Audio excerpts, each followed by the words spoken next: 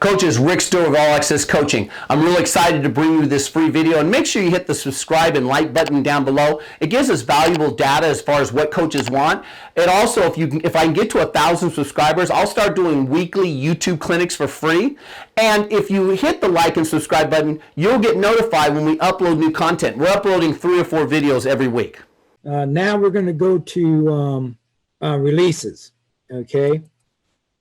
And this release is called Handbag Release Drill, is what it is, fellas. And I'm a big proponent of using your hands. The game is such that referees, I don't know what pass interference is. I don't know what holding is anymore. All I know is this: if you let that DB get his hands on you, he's going to cause you some problems.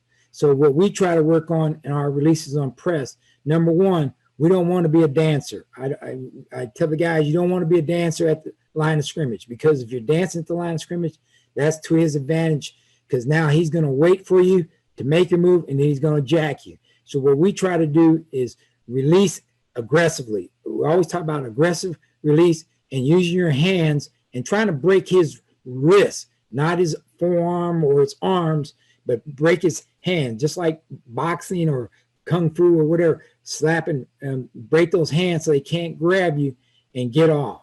And so what we do in this drill, I'm going to be the guy standing over here with that shield. I get that forearm shield right there, and I use the line right here. You see this line that you see right there. I always like to work these drills on a line, because this is where I want them to always try to work back.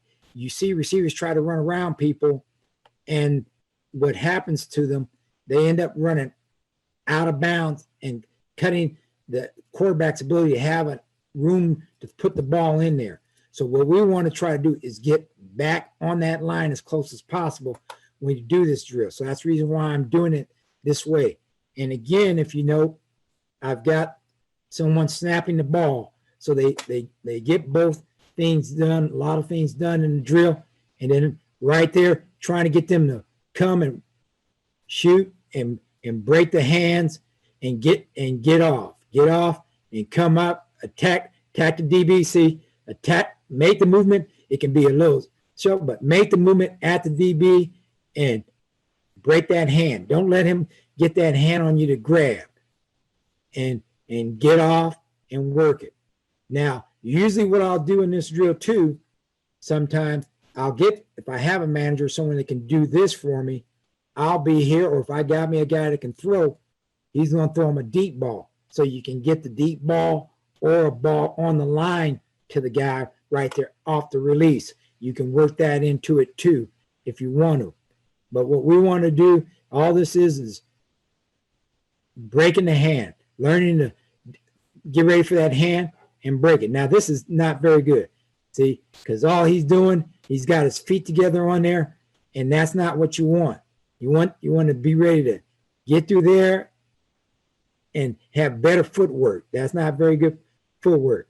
Right here, not bad. See, now this is a good shot here. See, the outside hand breaks, the inside hand comes through. And what I talked to him about against press cover, this is not a one-time battle. This is going to be something they're going to have to keep doing all the way through. You've got to keep attacking, keep using your hands, all right? And notice that they're trying to swing sideways and down. That way you don't get your hands in position where it looks like you're pushing off and the referee may call offensive pass interference. What we want to do is do a lot of clubbing and sweeping as you get through. That's a good little combination. Boom, boom, boom. Breaking their wrist, not letting those hands get on you. Now, you don't want to do that. See, he just got himself squared up. He's done. You're going to have your movement low and keep working at him. Don't want the feet together. See, the feet there are in pretty good position. So if it gets through, he can't get there. You don't want your feet together right there. That was fair. See, again, Mr. Disco right here. All right. So that's the one hand drill. Now, for lack of a better term, I call it the basketball drill. Okay, handbag release versus soft. How they play up tight, then they back away from you, and so now a lot of guys, when they start backing away, they're standing at the line, and now they have a chance to wait on you and redirect you. You don't want that to happen to you. So again, getting ready. So as you go at a defender and he tries to jam you, you're ready to work your hands. You learn to work your hands constantly. Always be ready for that defender to try to jack you. Even if it's not pressed soft like you're getting right here, you just got to go wide here. Sorry, gang. There you go. You want them to attack it, keep working. See, what I don't want the guy to do is be right here on the line of scrimmage dancing, and that guy's backing up so he can get ready to jam you late or read your route. What we want to do is close that gap and get to you. Put the pressure on you. Always put the pressure on him. See, I got into him on there because he didn't have his hands ready. Not good hand combination right there.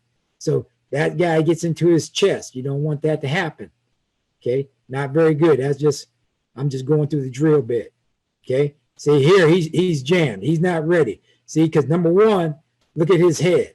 His head is inside and not aware of defender. You always got to tell them they've got to see defender and ball out the corner of their eye.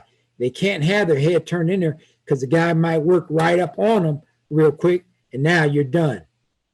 You're done. But that's one of my young bucks. That usually happens with young bucks. See, like right here, he understands. Look at his eyes and head. Coming at the defender, combination. Now, they're not going hard at me, but when they do it for real, they know what to do when the time comes. It's just trying to get the technique down, trying to work it, so we learn to keep coming at the guy. Now, there's nothing wrong with using a little disco move on them, but what you don't want to do is that you're doing all this side stuff here and not coming at the defender. Because like I said, if he's playing that soft press where he's looking like he's pressing and he's working off, he's going to wait on you and redirect you, and you don't want that. You want to always try to get him nervous, because the one thing DBs don't want in the back of their mind, I've coached secondary, they're worried about somebody running by them. They don't want that guy to run by them. And see, like right here, you're getting all the bad things. Look at what he does. He drops his foot, no closing, stands straight up. You're not giving yourself a chance there. You're not giving yourself a chance. Okay? So that's a handbag drill that I do with the guys. Okay? This is a little bit of a press release drill that I tend to work right here. Okay? Try to do it a little bit more with each other. Again, I'm using this to hopefully get them to learn to try to. I know realistically come game time, it's going to be more out here, but I don't want it way out here. So if you practice it, you'll at least get that, maybe that, but you definitely don't want that, because now he's pinned to the sideline over here, and that's not good. All right. So what we're doing here is working it. And again, watch his hands there. He's working it and always ready to work his hands against the guy, so he can't go. I'll do it this way sometimes. Put them right in the middle of the numbers. So now we're working a realistic field to a certain extent, and where I want that release is right there at worst, but I don't want that release way out there. That's pinning yourself to the sideline.